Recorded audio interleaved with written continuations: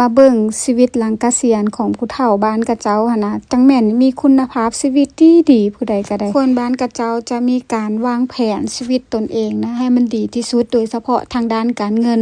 และกระเจ้าจะเพิ่งตนเองให้มันได้ที่สุดเพราะว่ากระเจ้าบ่อยากเป็นภาระของลูกหลานนะแล้วก็มื้อนี้จะเพิ่นพากันจัดวันคริสต์มาสในกลุ่มของผู้เฒ่าในบ้านนี่แหละแล้วก็มีการถามตอบคำถามอีกได้เบิ่งการ์ดกระเจ้าเฮ็ดโอ้ยมีความเป็นครีเอทีฟขนาดจังแม่นนะฮักแล้วก็มีการแลกเปลี่ยนของขวัญนำกันได้แต่ว่าปกติแล้วทุกๆเดือนกระเจ้าสิมีกินข้าวสามัคคีนำกันครั้งหนึ่ง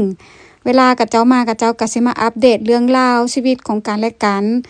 ผู้ใดยังอยู่ผู้ใดเจ็บผู้ใดเป็นจังซี่นะมาเล่าสู่กันฟังแล้วก็เรื่องราวเศรษฐกิจบ้านเมืองกสิกรรมนั่นนี่เบิ่งตูสีฟ้านี่นะอายุเรานะ94ปีแล้วได้แต่ว่ายังแข็งแรงข้อดีของการเข้าร่วมกิจกรรมนำผู้เฒ่าก็คือเฮ็ดให้เฮาได้เรียนรู้ความหลากหลายของภาษาโดยเฉพาะภาษาที่กระเจ้ามักใช้ในท้องถิ่นนะกระเจ้าจะมีความอดทนมีความสุภาพและก็น่าฮักใจเย็นในการสอนเฮา